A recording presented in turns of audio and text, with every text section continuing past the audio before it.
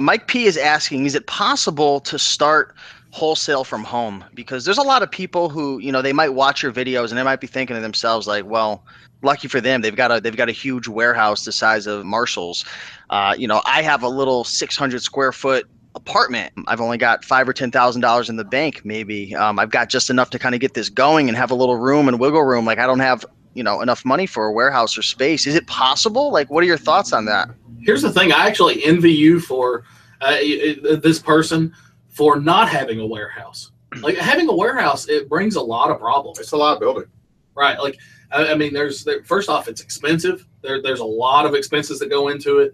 And then it's, you just have to, you're always having to be involved in something. Whereas if you're working from home, like you only really have to be involved with yourself, or like, I would still be involved with this Yahoo. But yeah, I mean, we actually suggest go through prep centers. Those just weren't an option when we started. And at that point we had already had thousands and thousands of dollars in equipment and all the stuff we needed. Now, will your audience know what he means when he says prep center? Do you want me to I believe they do, but you might want to, just go over that one more time for the folks who don't know what a prep center is, because it's huge. Like it could change the game for new folks out there. Yeah. So what instead, like, for us, we receive our products here at our warehouse and we bubble wrap them, we polybag them, we get them in compliance with the FBA Fulfillment by Amazon program, which is what we use exclusively. So we send the products to Amazon's warehouse, and then when the end user buys them, they're shipped to them.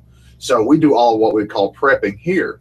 Well, a prep center is you have it sent from the manufacturer rather than to your house, or here it would go to the prep center. Now the prep center charges you a fee, generally a per item fee or something. They have different structures, but they charge you a fee to get that product in compliance with FBA inbound protocol, and then they ship it into the FBA fulfillment centers for you. So you literally don't even have to touch, polybag, bubble wrap, any of these things that Dan and I have done way too many times to count over the years.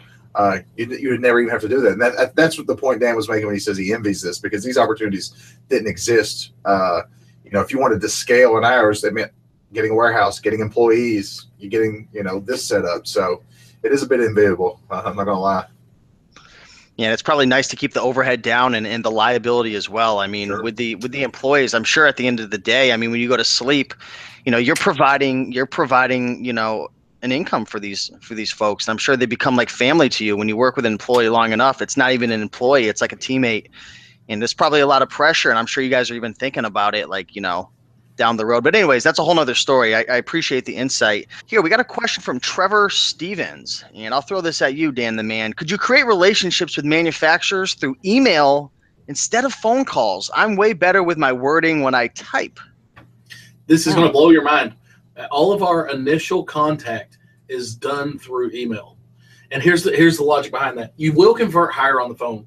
And that, luckily, that's a learnable skill. Like you get better at it. Every time you do it, you're going to get better at it. But there are a lot of people that are just going to say yes to that email. So we don't want to spend that extra time to the phone call process, because it does take a lot more time. This segues actually nicely too, in terms of like you're going to, sooner or later, if you want to have good success, you're going to have to ring somebody up on the phone. You're going to have to call them.